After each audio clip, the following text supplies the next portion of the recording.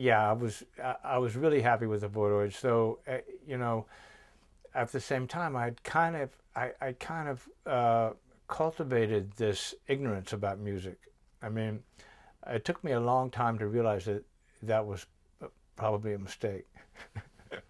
um, but it actually, you know, it served its purpose in a way too. I mean, as I was saying before, I was almost kind of mystical about music. I felt like it was really about getting into the zone, more or less, uh, rather than um, uh, making plans and thinking through, you know, what part works best here and best there. And it was, I felt like uh, it was about intensity and emotion, and just having faith in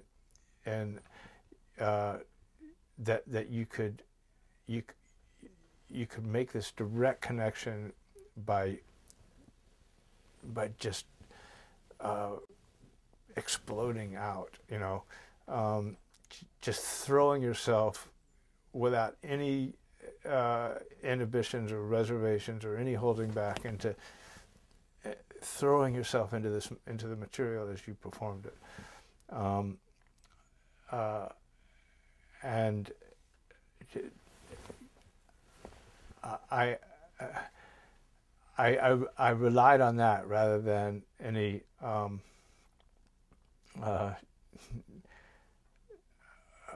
understanding of song structure or any kind of skill as a bass player, or and it did create some very unique and intense and successful moments, but um, uh, uh, it was kind of rough on the band, and it did make for some very unusual compositions. um, but uh, to me, that record still does hold up, though it is kind of an acquired taste. I mean, you have to be susceptible to its kind of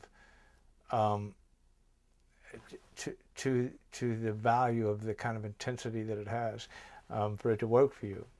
Um, uh,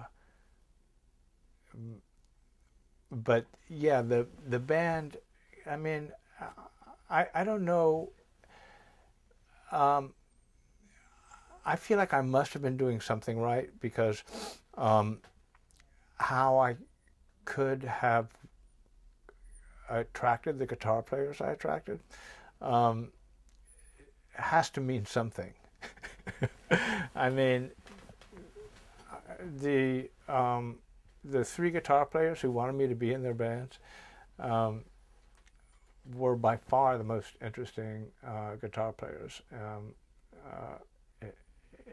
You know, in thousands of miles. Verlaine and Thunders and Quine, and it's probably good that I didn't really. It's probably just as well that I didn't really realize how great Quine was. Quite, I mean, basically he worked for me and he did what I told him to do, and it, you know, it took me a long time to really understand how exceptional he was. I mean, I really, and I mean, I sure respected and appreciated him when hardly anybody else did. I mean, nobody else could see past his bald head. I mean, I was proud of myself that I had the you know, that I had the courage to take a bald-headed guy into my band, and that I could recognize how exceptional he was as a musician and a person, despite his bald head. but I didn't really know until years later. I mean, I actually feel like he's the best pure rock and roll soloist in all of rock and roll history. I really believe that, and he didn't get very much chance to show it. I mean, there's only 4 or 5 songs with me that we never recorded very well live because I just wanted everything so loud. So all of those are almost wasted. His solos, even when they somebody was taping them, you can hardly hear what he's playing.